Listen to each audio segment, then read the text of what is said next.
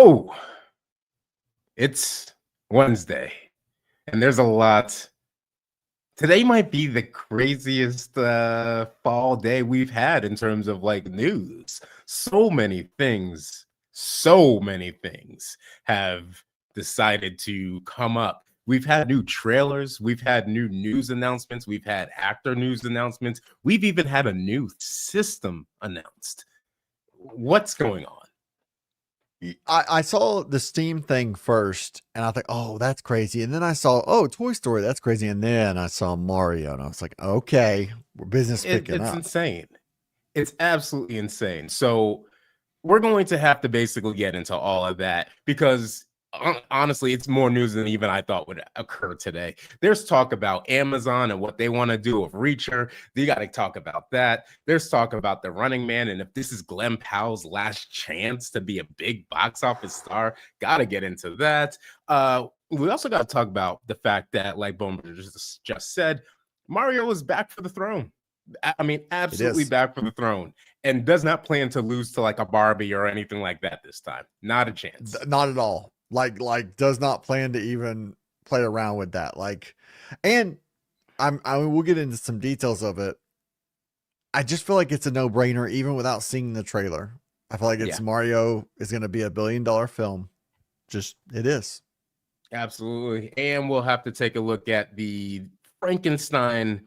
I don't want to call it a debacle, but it's very obvious that Netflix is using it as a way to boost their marketing in terms of, hey, look how many viewers we can get. And it's become their new darling, if you will, for the moment. Mm-hmm. And Netflix is not saying how many people are watching it, but saying that it's one of the most watched things and using that as a way to push it. So we're going to get into that as well.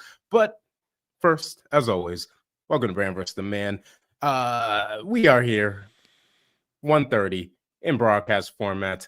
I'm also trying some stuff out on StreamYard, so there might be some people in shorts format who see this. If you are, hello, appreciate y'all. It might look a little bit weird. I'll get that fixed next time. This is usually done in just a regular broadcast, like regular YouTube format. But we got to get into the absolute latest almost immediately. So I'm going to go into these comments real quick. Justin Patton, how goes it? T Kaz, how you doing? Emily Kruger, Sir Grizzles. Finally, Steam made a device I can use in my living room.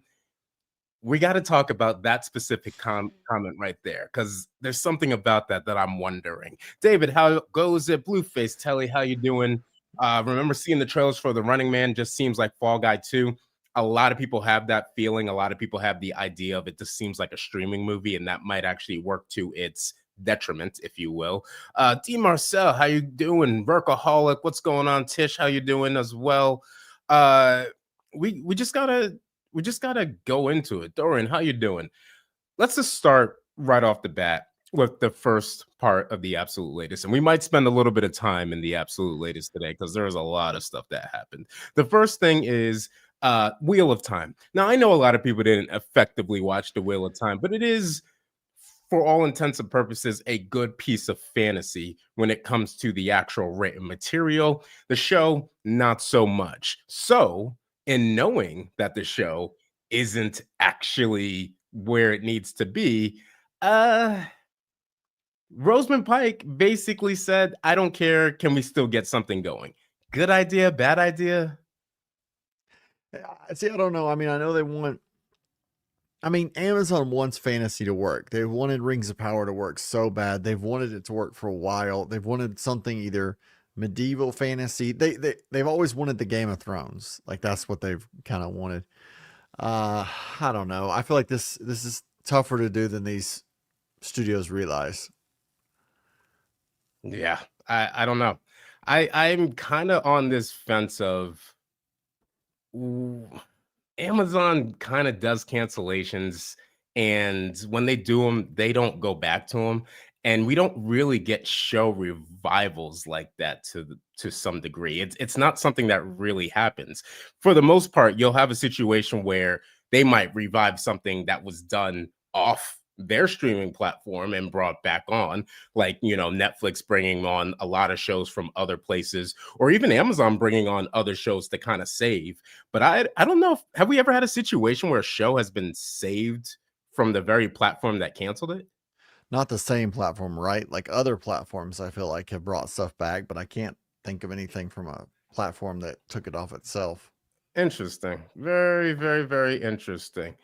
Hey, have to see. $5 super chat, Kingdom Mantis. It should be on full screen. It absolutely should be on full screen. Are you not seeing full screen? There's two of them right now. And There's if you're two not live seeing full streams. screen, that's on me. That's kind of ridiculous.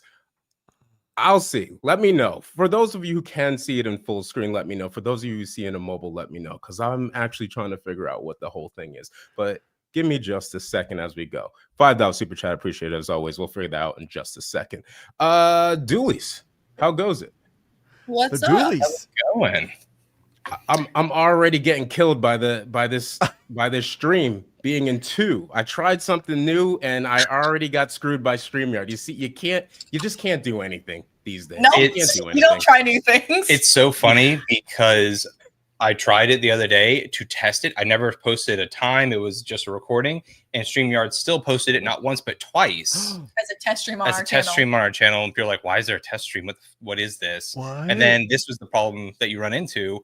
Now, logically, if you're screen sharing, wouldn't you think you'd have the one like On top 16 of- by 9 on top and then the 3 of us horizontally below it?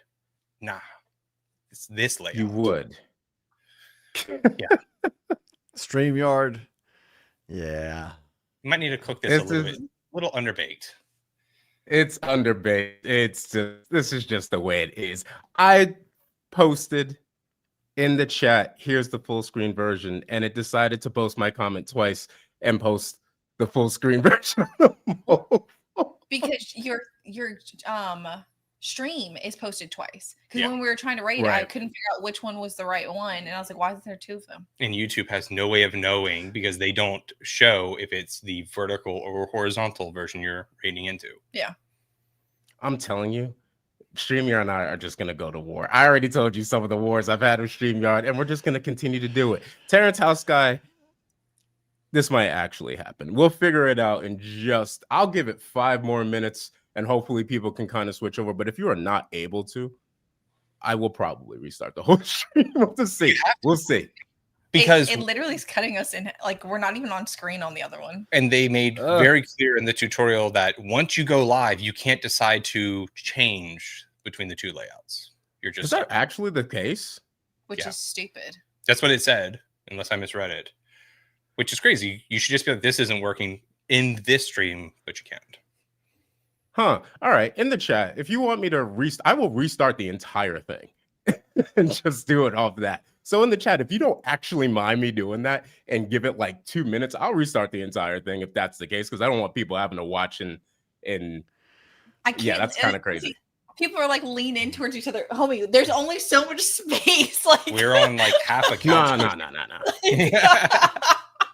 This is what happens when you try to do cool things and it doesn't work out because they just don't want you to be great. They really don't. And it's honestly a shame. Most people say they don't mind. It says the link works. Yeah. If the link works, just let me know. I'll try to post the link. But if it's a thing where I'll post it again. But yeah, we do have the full on live stream. But people in the chat, move to the other stream. There's 2 streams. One's a full screen. One's the horizontal. Go to the full screen. I will never do this again. StreamYard and I we're on our last legs. We really are. We absolutely are. This is what it is. I was hoping it would put it in like the shorts tab and like it'd be completely different. No. This is so weird. Yeah. Well, anyway, let me know. Back to Wheel of Time. Doolies, I was just asking Bonebridger, have you ever known of a show that gets canceled on a specific streaming service, not network, but streaming service, and then gets revived on that same streaming service?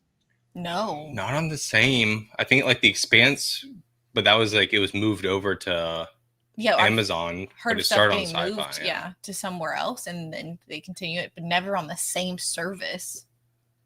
They're redoing Wheel of Time. No, wasn't Community and Family Guy, didn't they repeatedly get canceled and brought back? Like, true, but that was kind of like That was kind of like that. It wasn't them getting canceled because they were unsuccessful. It was kind of other things that kept getting them. Whereas Wheel of Time did get canceled because for the most part it was unsuccessful.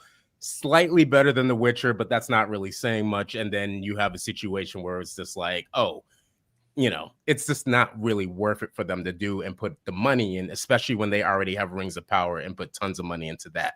But I just don't see it happening. Rosamund Pike, I like her as an actress. I think she's great. She's actually great in Wheel of Time, but the show just doesn't really work. Well, dude, what's crazy is this headline. After surprise cancellation, get out of here. Well, that's just the headline, and we know how that goes. Moving on into the absolute latest. And as I've been saying, yeah, hey, listen, it's just the way it is. Feel free to go into the chat. If you come in and you're on the mobile version, I am putting in the actual chat, the actual full screen link. I tried to do something with StreamYard, trying to utilize the features that they showed me, and they just decided, you know what, screw me. So, like I said, last time I'm doing it, we're on Toy Story. We are on to Toy Story 5. It's got Bonebridger emotional. I mean, he's literally crying. I think my contact just fell out. Gosh, what's happening? I'll be right back. We're off to a flying start, people. This show stinks. We're just gone. We're absolutely gone. All right. Toy Story 5, the teaser trailer, nothing major, just kind of showcasing that the toys. What? It is major. What do you mean it's nothing major? No, the trailer's nothing major. Like, it's not like a full-on trailer. It's just a teaser. I know, but the announcement's major. What's it? Put his back, bro. Katie's been trying to hype this up for 2 streams now. Don't let her gaslight you, John. You're right. It's a teaser. It is a teaser. Katie, calm it down. My goodness. All right. All they're showing, they showed a box for most of it. I mean, it's Toy Story, and it's going to be a pretty satirical take on kids with iPads, which honestly, not bad. I think that's a good take considering most kids don't play with toys these days, at least not that I know of. You'll hear kids playing with Legos, like Legos and Mega Bloks. Those are still a thing, but for the most part, go outside basically, and you'll see tons of kids with just some kind of, if it's not an iPad, some kind of screen within their hand. And I don't know. I think it'll be cool. I think it'll be interesting. And honestly, it's not a bad idea. But Katie, what's got you so excited? Bro, it can't be as bad as Toy Story 4. They're clearly trying to make amends for their failure in the past. Because you don't bring Woody back and try and change up the villain if you aren't trying to say I messed up and I apologize. Katie, why is Woody back, by the way? Because people were livid after Toy Story 4. When they basically said F them kids, and he was like, he was going to go retire and basically go on and explore the world for his own. He didn't care about being a toy anymore. Huh, that's fair. Yeah. So people were really, really mad. Kind of like the end of Small Soldiers. Oh, yeah, that's fair. Yeah, good. I heard Small Soldiers, and I came running back. I love Small Soldiers. Listen, I just had a contact lodge in this corner of my eye, and I was out of range, so your audio was coming in choppy. It sounded like the Event Horizon message playing in my ears. It was like, where are I don't we? know. Toy Story ruining dreams, Toy or is it the Story. greatest thing ever? I don't know. This is obviously going to be a big deal. Even for kids of today who, they didn't grow up on Toy Story, but Toy Story is such a millennial thing that like millennials will take their kids to see it at this point. But yeah, I don't know. I look at this less as like a fan of Toy Story and more as a Disney is really circling the block here, trying to get every major success they ever have to try and generate them more money. And I just hope that for the sake of Toy Story, which for the most part has been consistently good across the board, you're not having a situation where you're now going, it's so obvious that you're trying to do a cash grab that you kind of forsake the story. Now, they have been good in certain formats, but in other formats, not so much, particularly with the live action. I don't fear it as much with something like Toy Story because I feel like there's too many people there's too much pushback that they could get that could really ruin it, and they don't want that. Yeah, 100%. Like, this is Pixar's apology letter to everyone when they did the whole Lightyear bullshit. Sorry, both. And then when they did Toy Story 4, I don't think a lot of people were really, really upset with the direction they went, and especially when Toy Story 3 was like the perfect culmination for like the best trilogy they've ever made, and then you ruined it with Toy Story 4, which wasn't even a good continuation. They ruined legacy characters. Like Woody was basically fucking off, and then you had Buzz seem like an idiot half the time when he was on screen. That's true. That wasn't good. And then Lightyear didn't help Buzz in any sense. You do Wall-E and Toy Story crossover, where thousands of years in the future, the toys are still there. They're immortal. And They're we know immortal. for Wall-E 2, they've terraformed Earth. They're bringing it back. It's green, and the toys teach the children how to get off their fat pod iPads and play again. What? I'm not. I wouldn't be surprised if Buzz showed up in Wall-E too. Wouldn't that be like wild? quite literally? Like, it wouldn't even be surprising. Right. Huh. That's the crossover that actually makes sense. Yeah, that's true. I'm kind of with Katie on this. I think this, for me personally, the third one was so perfect that doing a fourth one was an abomination. You shouldn't have done it. But now that you've done it, you really need to course correct a little bit in this fifth one. And after the third one, I think they made a really big mistake in trying to make it too serious. You've already had the serious storyline. Do the like life lessons growing up, do all that stuff. But like the Woody arc needs to be corrected. Like that's something that needs to change. So I for one am happy because I don't like the ending of the fourth one. That's fair. That is fair. PB, John, you must not have kids. I do not have, not yet, but Legos are for adult collectors now. Yeah, Lego. You're not wrong. Legos have. I say this as a person who has Legos as an adult. I remember going into the section of a Target, and it was all Legos, and it was all adults in that section, just checking them out. They know. So they're too expensive to buy them for children. Like, yeah, that's fair. Yeah. Golly, they are expensive though. I remember the same Legos that cost like $300 now are like, they were like max maybe $89.99, and it would be for like some incredible set. Now it's just plastic, you know. But dude, you know, plastic that we like. Like a normal set the other day, it was like $110. Like they're averaging $100. Yeah, that's fair. That's fair. Emperor Goodwin wants to see that Event Horizon Toy Story crossover you were making, Born Bridger. Oh, we could do it. We could so do it. Just imagine Buzz is getting a message from another planet and he thinks it's save us, and it's the return of Sid, and it's real bad. Also, Emperor Goodwin thinking that Katie's being maybe too hopeful for this one and thinking it might be just another slop Disney release.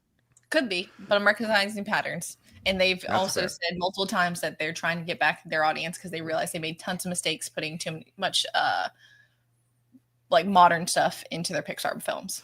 Modern stuff does not have to be in Pixar films if it's modern stuff that deals with political things. Modern stuff should be in Pixar films or any film that happens to have like a modern day type of time if it's a modern thing. But in terms of like you know, when cell phones have been modern. Cell phones, when they started entering films, made sense. But like the politics behind certain ideals and things like that probably don't, because you're trying to reach a wide audience and you're actually only talking to a couple of people when you do that. But, you know. I got a question for y'all. And it's a leading question. It's like I'm a lawyer inside of a courtroom. How hard, and I might be the only one that feels this way, do you think Bluey dominates Toy Story 5 at the box office, the Bluey movie? Oh, they're making a movie? Yeah, they are. It's too successful. It's very successful. I don't think it dominates as hard because I feel like Bluey is such Toy Story does good enough to. Yeah, and I think people look at it as such a home thing. But I mean, shoot, I fully expect to be watching Bluey in like a couple of years. It's just it dominates. Yeah. So it's the natural order of things. That's just something fascinating because I know they're pushing all these like legacy Disney properties. But the one that they license might be the one that they need the biggest win from. Do you think there'll be like a crazy swing with like over the past year, we've seen Disney projects not do as well overseas as you'd expect. Oh. Whereas, do you think Bluey will just be like crazy That's international? true. That's true. It could. Yeah. That'd be interesting. We'll have to see what happens there, because that could be a Well, major thing. And after a conversation with Bone Bridger, we realized the weird phenomenon is like parents like Bluey more than the children do. Oh, Yeah. yeah. The same way parents like SpongeBob more than children did. Yeah, Bluey does a really good job of like throwing a pitch to the parents every episode. I don't even know if it's for kids at this point, to be honest. So yeah, like parents would take their kids to it, whereas I think that we saw this past year with things like Elio, parents are like, I'm not taking my kid to that. No, thank you. I don't even Right. think True. that You know what? You're not right. interested. You know, I think they're just like, I'm just not interested in sitting through that. You have to make the parents be interested. I feel like that's just animation 101. If the parents aren't interested, then less likely going to be willing to take their kids, especially these days, especially millennial parents. They don't want to have to sit through something like that. So I totally understand that. Yeah. Willing to sit through, though, the next part of the absolute latest. The absolute latest is running long because we got a lot. Amazon claims, well, Amazon's Alan Richardson of Reacher claims that season 4 will be the best season we've ever made. Now, they say that about every season that's primed to come out. However, season 3 of Reacher is better than season 2 of Reacher by quite a bit, actually. Yeah. But that was easy. Everyone hated season 2. I know, but it's one of those things where sometimes you have shows that seemingly look at something that was a mistake and they correct that mistake and then proceed to kind of continue and go. And Reacher has, for all intents and purposes, done that. Like, they do correct the mistakes. They did get away from the format that they tried in season 2, which isn't really Reacher, to kind of get back to him. And it seemingly worked pretty well. And I'm like, all right, maybe you can do this. In all honesty, yeah, I highly doubt like they would make the same mistake and somehow revert back to whatever they were doing with season 2 for season 4. Yeah, that's true. Oh, by the way, yeah, I'm gifting memberships, people. So yeah. And feel free to not cross these streams. I got put on a ridiculous situation with this little vertical and full screen thing. That's not ever happening again.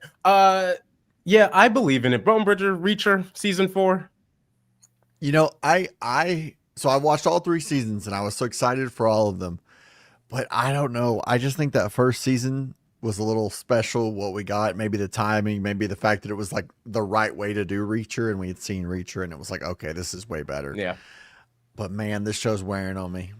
I hate to say it. I like season 3 better than 2, but I didn't love season 3 like I was hoping to. Like it's almost fair. Like it's all slid downhill.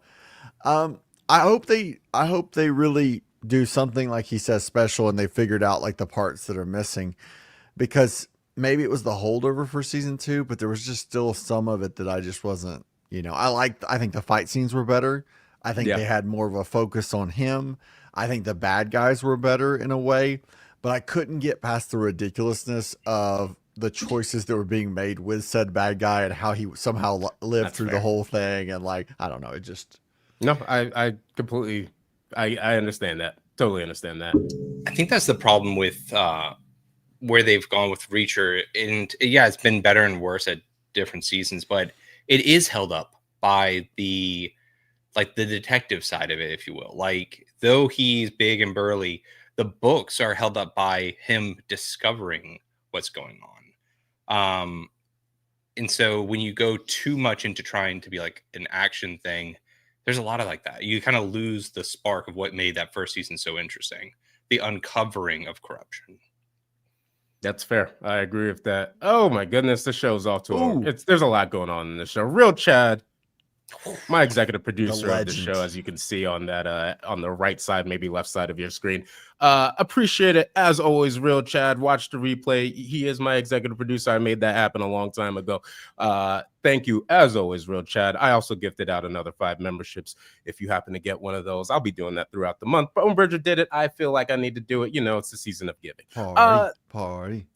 Let's talk about this last part of the absolute latest before we get into the Running Man. Now, to me, and I really do feel this way, I absolutely feel this way.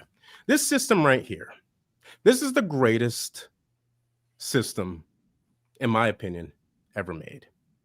And it has nothing to do with the fact that it's a Nintendo system. It has everything to do with the fact that I grew up, I did not have a console for years as a kid. I was lucky enough to even get what I got. The very first two consoles I ever had, if you want to call them that, were handhelds, the Game Boy and the Game Gear. And the Game Boy was perfect, right? Perfect portable console, could fit in your pocket, thick, like really, really thick, but still pretty good. The Game Gear was an awesome color machine, terrible battery life, but like just awesome to have. This is thinner than both of those and has more power than like triple, even quadruple the amount of those. And it's the fact that you can put this in your pocket, you can take it anywhere. It is an incredible machine. To me, it's one of the greatest systems ever made. However, it's not necessarily better than this system. Now, this is the Steam Deck. This was the greatest invention for handheld gaming in quite some time. And I mean that even over the Switch too, because this brought PC gaming to your hands where you could bring it anywhere. No, it doesn't play every PC game and it doesn't play them all perfectly, but for the most part, it gets the job done. This is incredible. But this, if they basically make this, and it looks like they have, this could be a game changer. My only question is, does it make a lot of sense for Valve to have a full-on console when these are as popular as they are? Because I kind of wonder if that, like this is the thing. The handheld aspect is the thing. Why would we go back to consoles? Now, to be fair, there might be people who want them, but I'm just kind of curious. That's a really interesting. And then when I saw this, I was thinking about that. Is it a console or is it just a PC in different name? Because they'll be running Windows, right? Pretty Like much, yeah. Yeah. So how is it But it's that gonna be different on than your, a PC Yeah. that you plug into your TV? And which technically you have the capability of doing now, but people just don't. So it's Right. just another way of being everywhere and fitting all aspects of people's lives. So if you don't want to buy a PC, you can just buy this and hook it up to your TV. Like, have you seen I can't remember which one it is, but there's like a PC build and it's like the $500 gaming PC that everybody's talking about. Yeah. Like you've got Xbox saying that their new thing's gonna be what, $1,300 or $1,500, but it's still a console as they're trying to become more capable. What if this is like $800? That's immediately what I thought was, what if they come in real hard and they just swoop in under Xbox and say, hey, you know, $500, $600, $700 maybe. Yeah, they treat it like your Fire Stick. It's like, we probably don't make money on this, but we want you on our platform buying games from Steam. And if this means that we shut out Xbox, Dude, you shut out everybody. is the controller. I see you have there. Have you seen the controller? I think the controller. I like the controller. That's that for me. That was like the like. I guess I don't know. D Marcel, by the way, PSP was way ahead of its time. PSP, PS Vita, Sony, I still believe should have stuck with it, and they could have been in a really good place. I think maybe even they think that, but absolutely believe that a PSP was way ahead of its time. But Emperor Goodwin, this is a good point. It is just a Ryzen-based PC. It's, I guess it's kind of like a different, if you don't want to have to build your own PC, then this is kind of a way to do it. I actually think there's some genius in this, because who they're targeting is the people that haven't converted over, or the people frustrated with the process. Because since 2020, building a gaming PC has changed and got more difficult for like the normal person. It used to be pretty easy steps, and then buying pre-builts has gotten more difficult, frustrating, expensive. If they come in low, I think that's the genius of it. If they come in low enough, there's a chance to win people over from Xbox they're just on Xbox because they haven't changed yet. Like they haven't left it yet. Yeah. It's like a different community. Cause like you're saying, John, like the Switch, the small one, the Switch Lite is like kind of the last one of that generation that actually feels like what we would view as like portable handheld. Everything else you're getting, like even the Switch 2, it's so big that you're getting into the point now where you don't put it in your pocket. People carry like satchels, like there's bags that you like have a laptop. to have.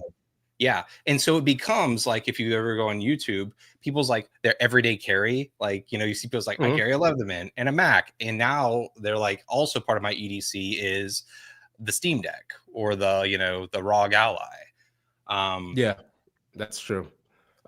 speaking of Bone Bridges' point, Emperor Goodwin, this is a good point. It's affording the GPU is one of the biggest things. This does have the GPU in it, so it's kind of like taking that part out.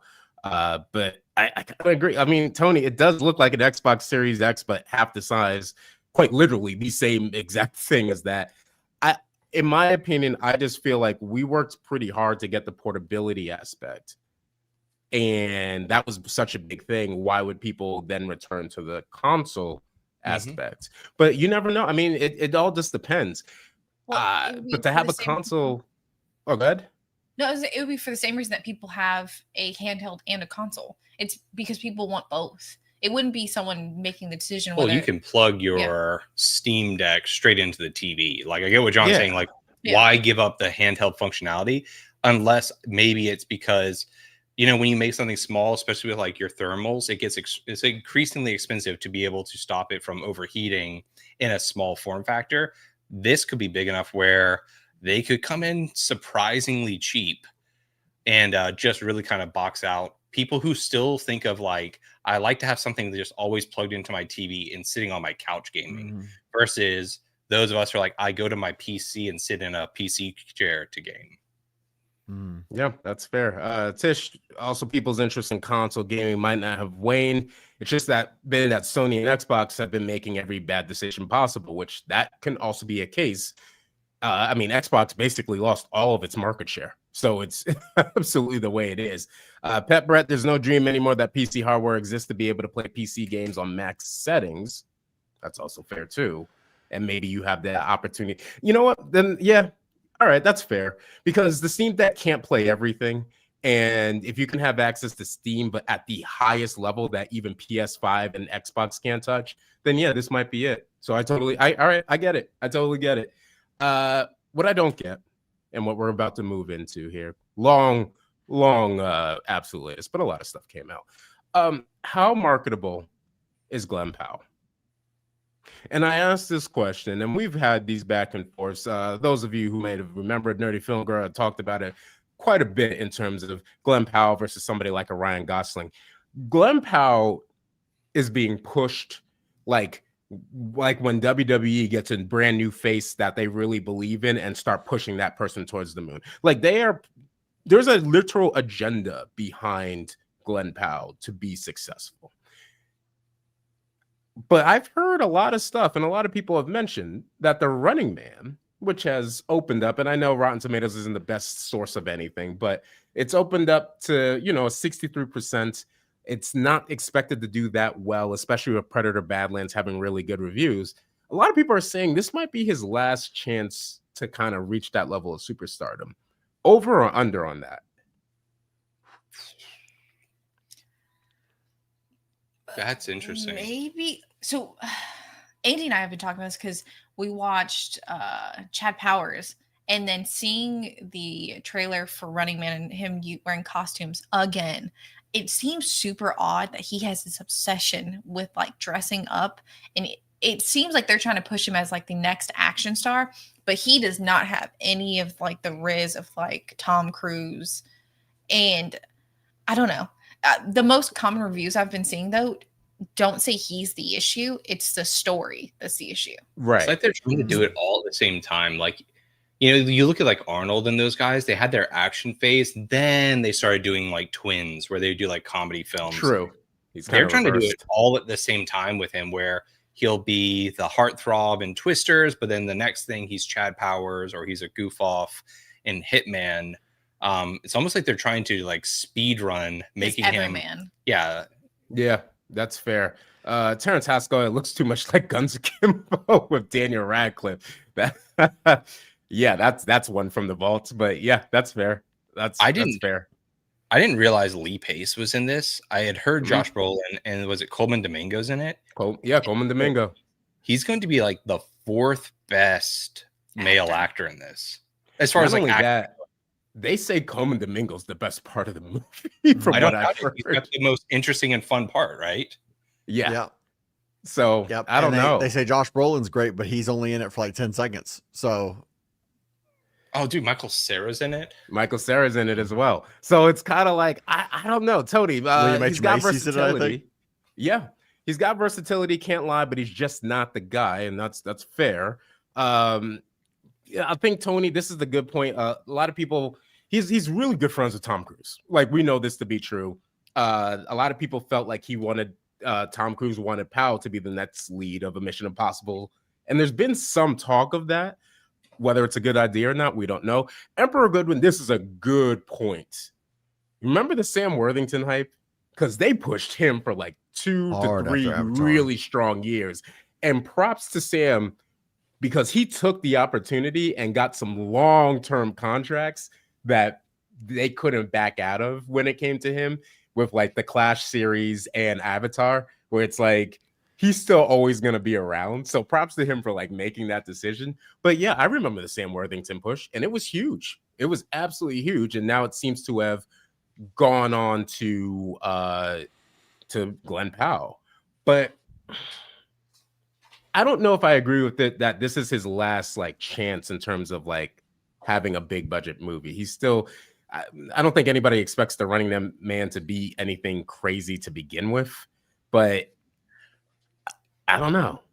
What's crazy is you think of him in Top Gun. He was kind of like the Val Kilmer, like surrogate or whatever, as like the cool, confident, cocky, handsome guy.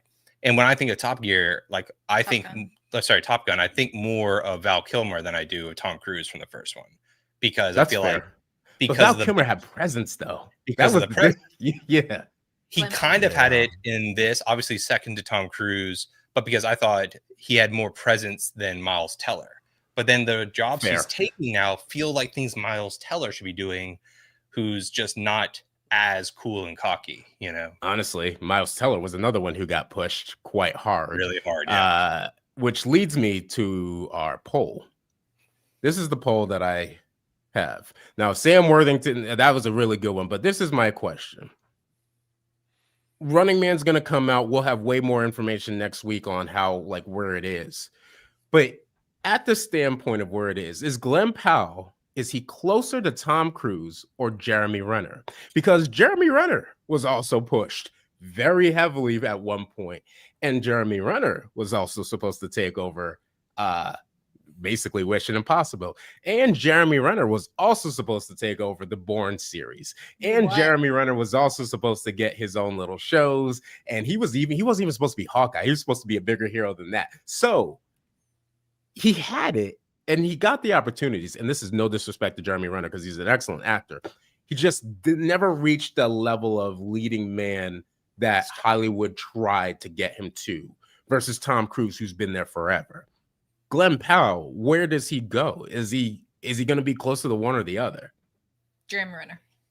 Yeah. I hate to say it, but yeah. You think so? Yes. I think he's hurt himself too much doing certain projects he probably shouldn't touch right now. And I think it's because he's so desperate that he's getting his shot right now, because he's not super young and he's doing too much. They also don't make careers, I think. I don't think anybody will have the career of someone like Tom Cruise. Like, you look at his early stuff when he was allowed to work through he started so much earlier. Yeah.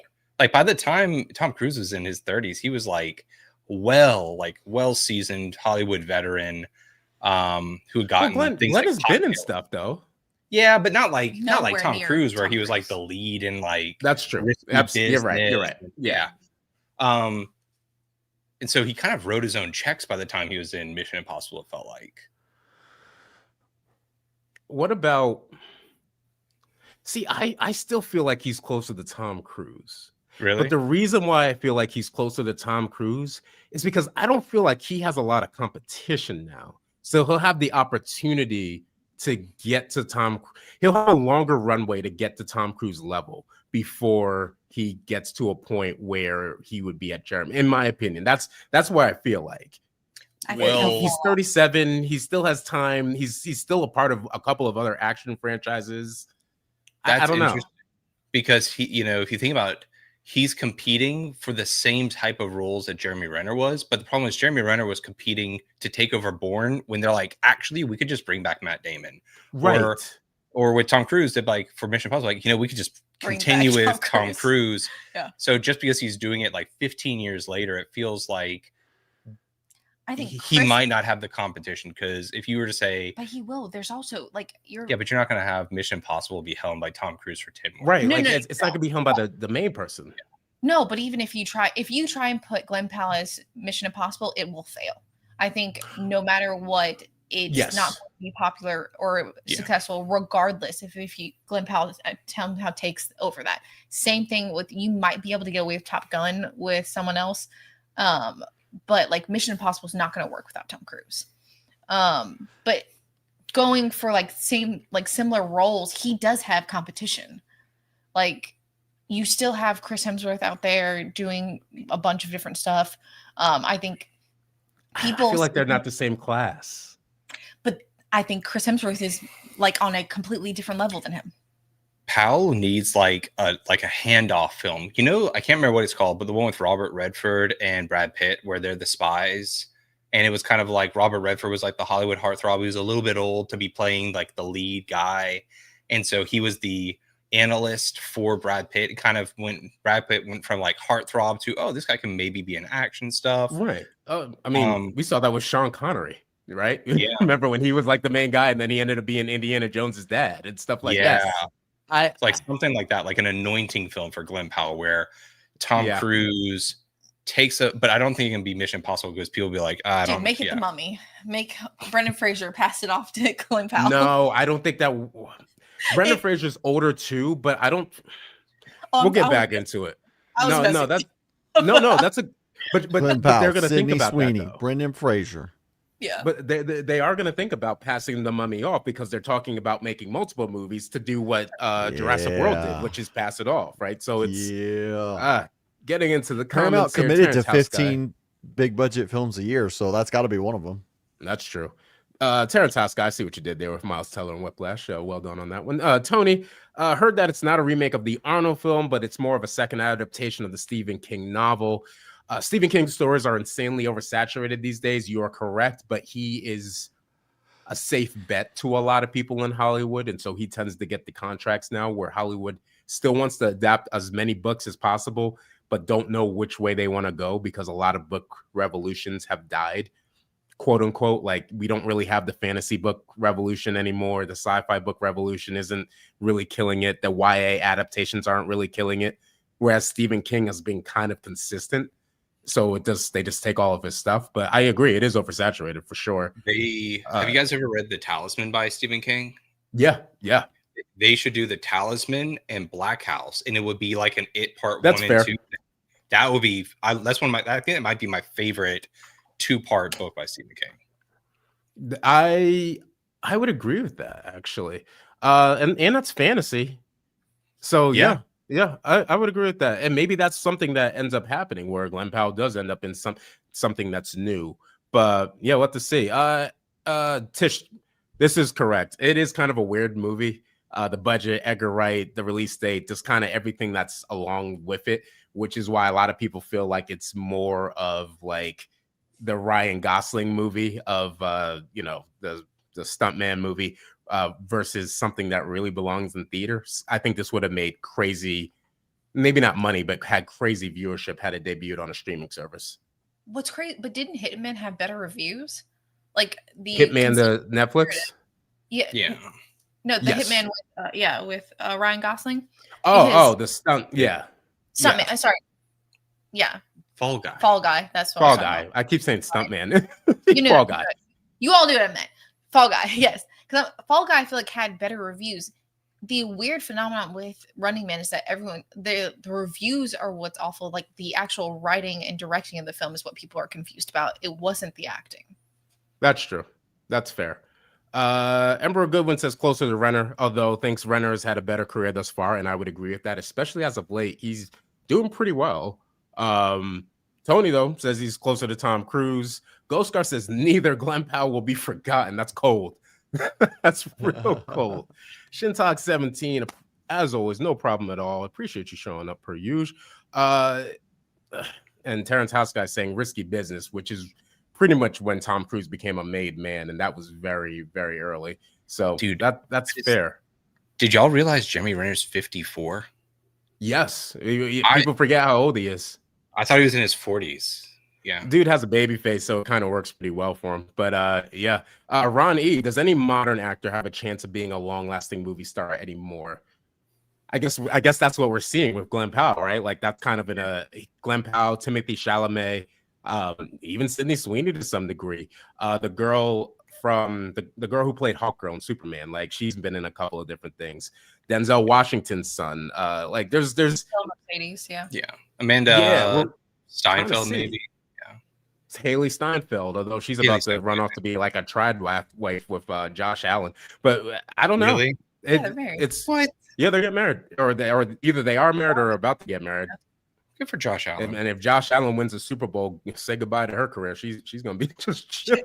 She'll hang it up. How come she didn't get the Taylor Swift Chiefs hype that happened a couple of years ago? Because she's normal. Yeah. And Josh is normal. And Travis Kelce's been more. Travis Kelce and Taylor Swift are bigger personalities.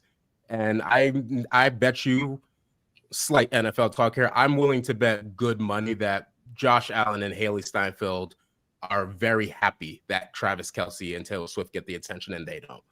Because it just seems like a lot. Yeah. Tish, Renner's career is a lot better than people think. That's fair. Not an action star, although has been in a lot of action stuff. But Powell could never do something like Wind River or The Hurt Locker. That's a good.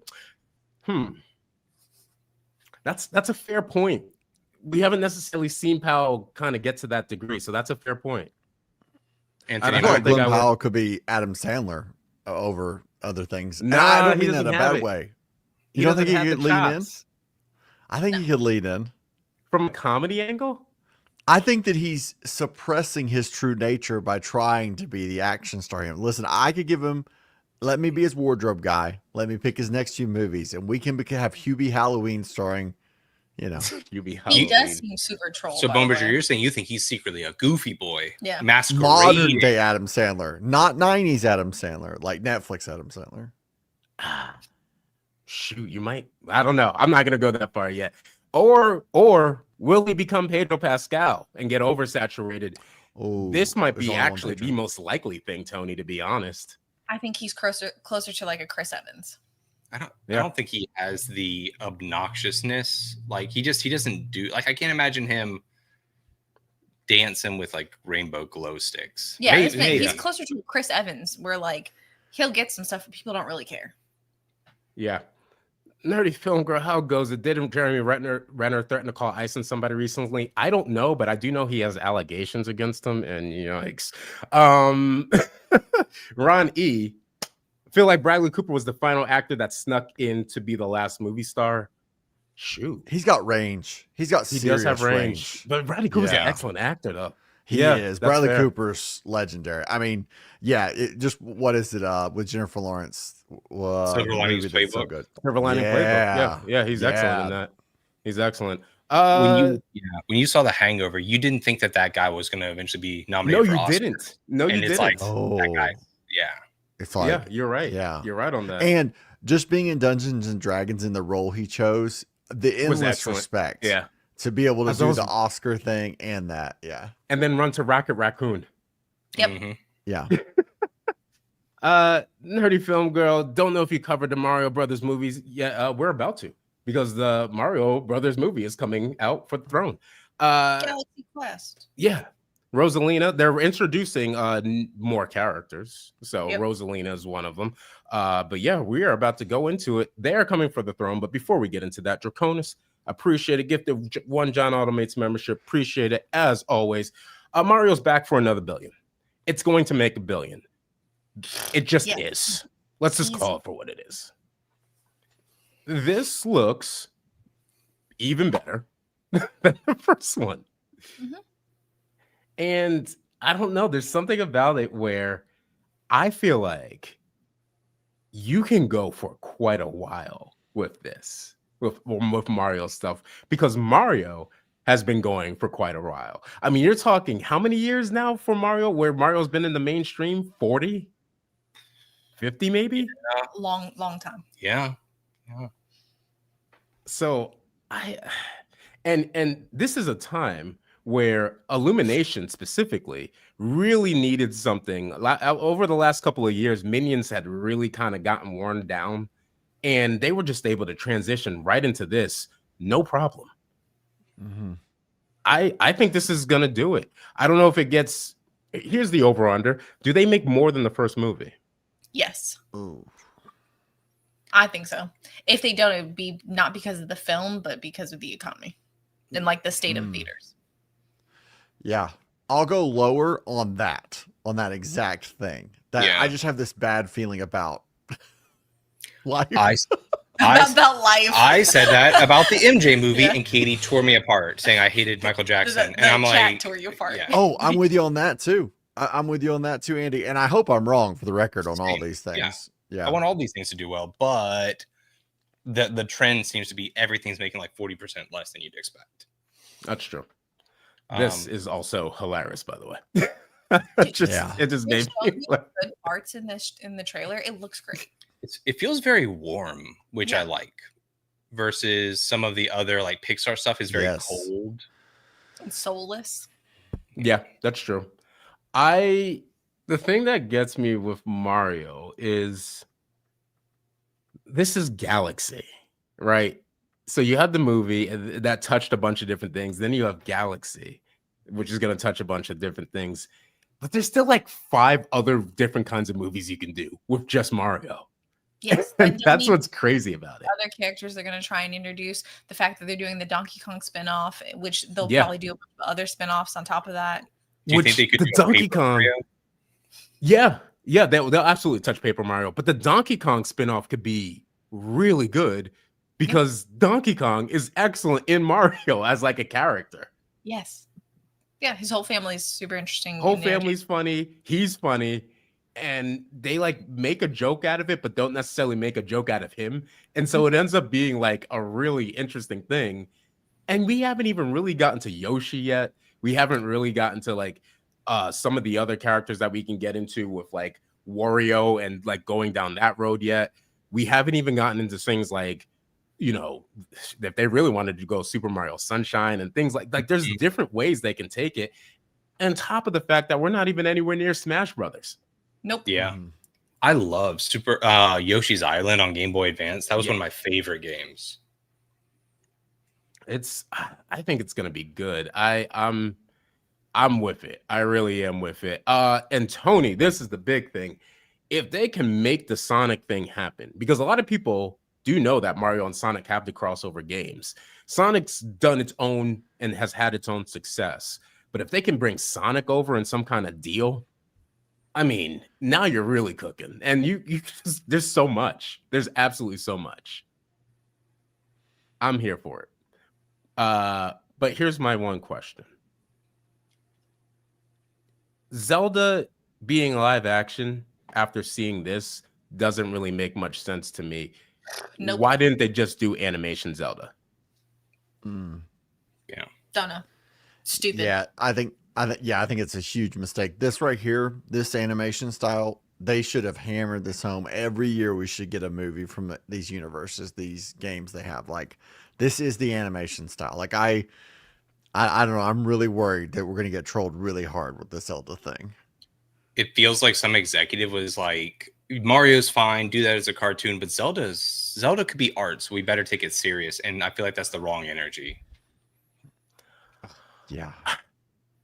Zelda feels like it's going to be Mulan. Ugh. Ooh. Where it takes itself too seriously and doesn't really lead into the fun, but more so tries to create an epic. And the Zelda, I can see it. I can see it being that. Mm-hmm. I don't know. Maybe it's just me. Yeah, we've said from the very beginning it makes no sense that it's not animated. The casting choices they've had so far look decent. I just think they're going to somehow mess it up and, just like you said, make it way too serious. This trailer is the perfect example of what they should have done for everything. And they would print money. Like, everybody would go see them. Yeah. Ghost Guard animated Zelda TV series would work really, really well, especially with the Hyrule Warriors type aspect to it. But Zelda can be an epic, and so it's not to say it can't do well. It's just I just wonder about it, and there's something about it that screams Mulan to me. But Tony, live action Metroid could be legit, especially if they never take her mask off. But knowing them and knowing how Halo was, they take her mask off. So let's just call it for what it is. I don't know. We'll have to see with that. But I am excited about this. I think this will be pretty fun. I think you're looking at the exact same thing. And I think Universal knows like we're about to go crazy. And what a savior of a deal for them to even get this. Because now you're pretty much good to go. They're probably already working on the next one. Like, oh yeah. Yeah. Yeah. So I'm here for it. I am with it. Here's something I am curious about, though, because we're going to know the numbers. We're going to know how much this movie is, how much it makes. But what we don't know the numbers of is Frankenstein, our last topic for the evening. Now, Frankenstein, we saw Frankenstein, actually. I zoinked out twice. I didn't want to watch the end. But we saw Frankenstein during the live stream, the live in-person live stream that Bumberger had. This movie apparently is incredible from a viewing statistic, and Netflix is going based off the fact that everybody watched it.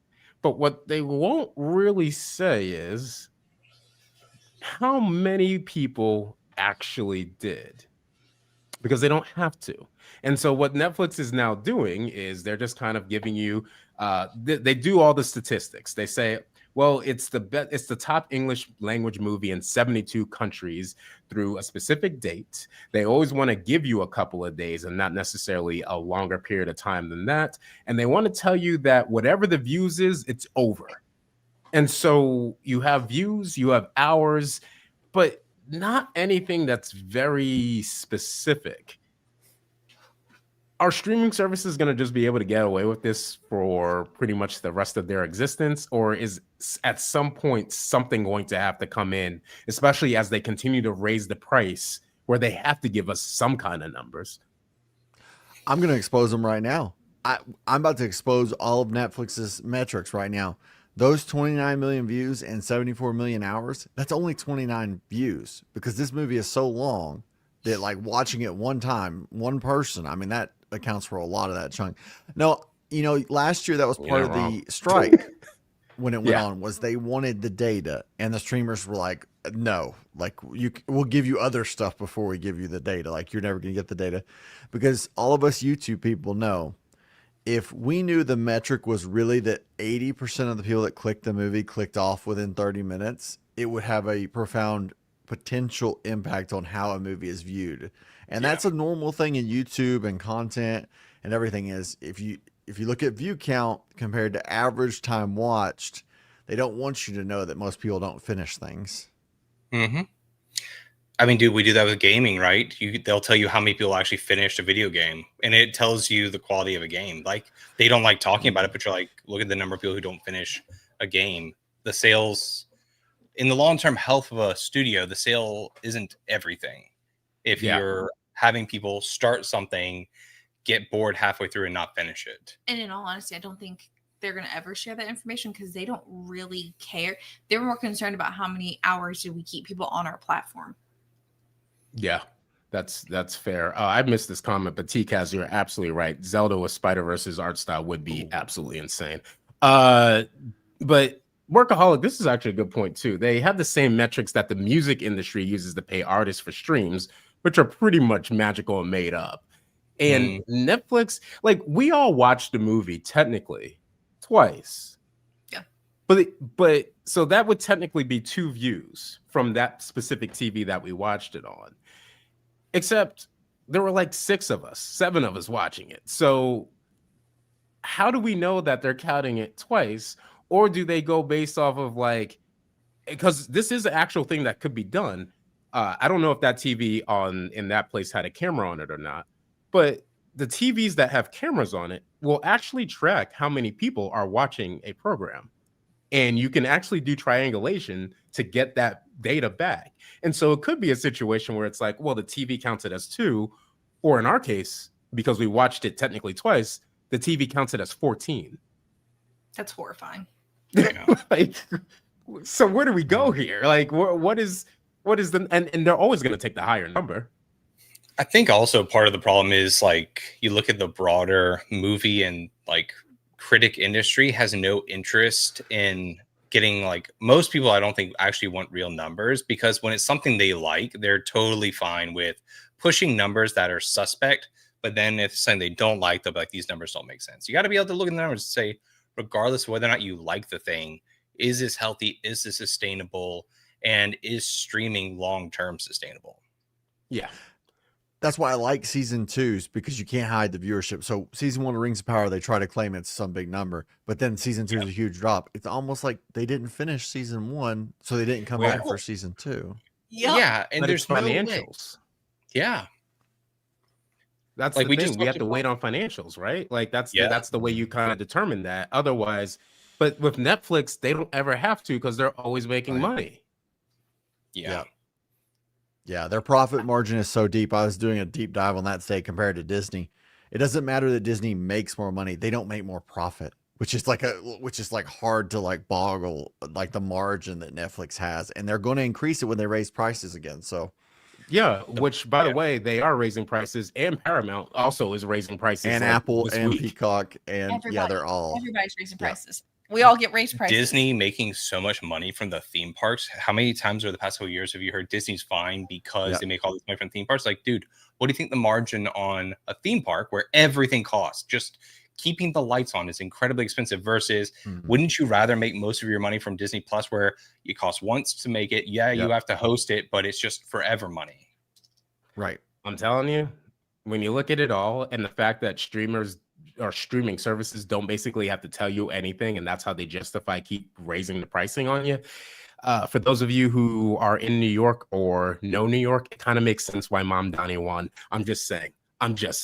And if you know who Mamdani is, then you know. So just gonna go with that. Brand vs. Man 130. I appreciate everybody showing up. Sorry about the ridiculous mobile thing. That's not gonna happen anymore. I tried something new. StreamYard we're just not getting along right now. Hopefully me and StreamYard can continue to have a relationship, but you know, they're trying to do some things. So we'll see what happens. But Bone Bridger, Doolies, what do you got coming up? I got a video. Hopefully it'll be finished to release in the morning. I probably won't get it out early, but I'm gonna release it in the morning, and then to be determined on live stream potentially. If it happens, it'll be last minute. This week's a little too crazy at the end of the week for me because single parent duty tomorrow, traveling for work. What is this nonsense? Anyway, it's okay. No life.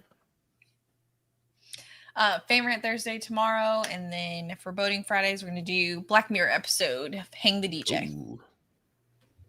Black Mirror, which is increasingly becoming real life. Brand vs. the Man, Bone Bridger, the Toolies. Appreciate you. Appreciate everybody in the chat. Thank you for bearing with me with the crazy stuff. We will be back next week for Brand vs. the Man. I do have the shorts part of my channel is back and alive and well. So those are going. There's going to be one tomorrow. There's going to be one on Friday. And yeah, hopefully we get some of the other stuff going as well with the longer videos. And as always, if we don't see you anytime for the rest of this week, we hope you have a good one, and we'll see you next time. Bye-bye. Appreciate y'all. Bye.